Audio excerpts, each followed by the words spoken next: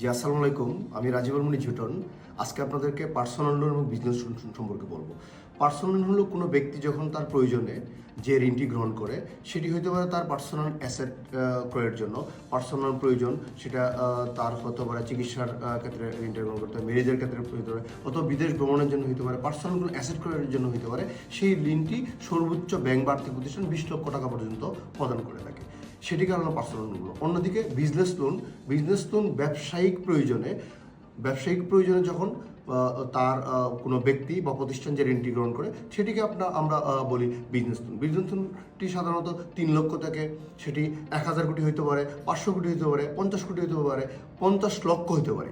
সেইটি যখন ব্যবসায়িক কাজে যখন যে ঋণটি গ্রহণ করে, ব্যবসা সম্প্রসারণের জন্য, অথবা নতুন ব্রাঞ্চ ওপেন করার জন্য, কোনো অ্যাসেট মেশিনারিজ ক্রয় করার জন্য, অথবা উনি যদি মনে করে যে আমি আমার নতুন একটা ইন্ডাস্ট্রি স্থাপন করব, আমার পূর্বে একটা ইন্ডাস্ট্রি, সেই ইন্ডাস্ট্রি স্থাপন করার জন্য যে ঋণটি গ্রহণ করে, সেটিকে আসলে বিজনেস লোন বলে। তাই আমরা অনেক সময় ব্যক্তিগত ঋণ এবং বিজনেস লোনকে আমরা অনেক সময় এক করে ফেলি। এই বিষয়টি আমার আজকে ক্লিয়ার করার কথা ছিল। সবাইকে আমার ভিডিও দেখার জন্য অসংখ্য ধন্যবাদ জানিয়ে আজকের মতো শেষ করছি। আল্লাহ হাফেজ।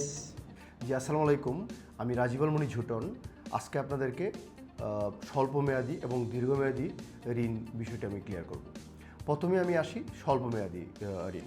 স্বল্পমেয়াদী ঋণ বলতে আমরা বুঝি 1 বছর বা তার কম সময়ে যে ঋণগুলো গ্রহণ করা হয়, সেটাকে আমরা স্বল্পমেয়াদী ঋণ বলি। সাধারণত ওয়ার্কিং ক্যাপিটাল বা সিজনাল প্রয়োজনে বা স্বল্প সময়ের জন্য যে ঋণগুলো গ্রহণ করা হয়, তাকে আমরা স্বল্পমেয়াদী ঋণ বলি।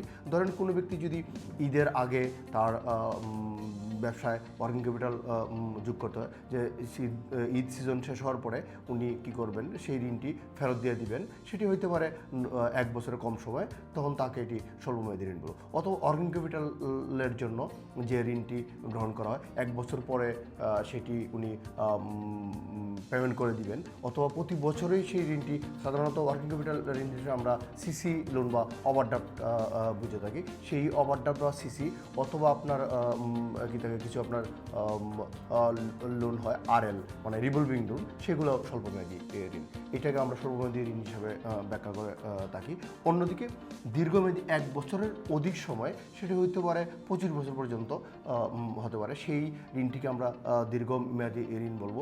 যদি কারো বাড়ি তৈরি করার জন্য বা শিল্পের জন্য মেশিনারি ইকুইপমেন্ট পারচেস করার জন্য, অথবা কেউ যদি তার কী হয় ইন্ডাস্ট্রি এক্সপ্যান্ড করার জন্য যে ঋণগুলা মেয়াদি ঋণ হিসেবে গ্রহণ করে সেটিকে আমরা দীর্ঘমেয়াদী ঋণ বলবো। এইভাবে আমরা স্বল্পমেয়াদী দীর্ঘমেয়াদী ঋণগুলোকে পৃথকীকরণ করতে পারি। তাই আমি আপনাদেরকে অনুরোধ করব, বলবো আপনারা ঋণ গ্রহণ করার আগে আপনার ঋণটি কত সময়ের জন্য প্রয়োজন, সেটি কি স্বল্পমেয়াদী না দীর্ঘমেয়াদী, সেই বিষয়টি আগে ব্যাংক কর্মকর্তা বা আর্থিক প্রতিষ্ঠান যেসব কর্মকর্তার সাথে আপনি ঋণের জন্য কথা বলবেন, সেই বিষয়টি আগে ক্লিয়ার হয়ে নেবেন।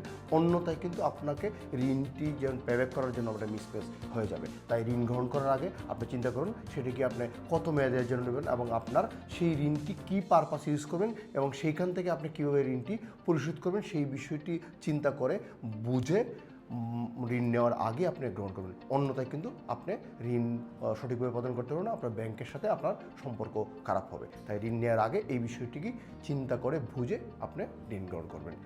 আপনাদেরকে সবাইকে আমার ভিডিওটি দেখার জন্য ধন্যবাদ জানিয়ে আজকের মতো শেষ করছি। আল্লাহ হাফেজ।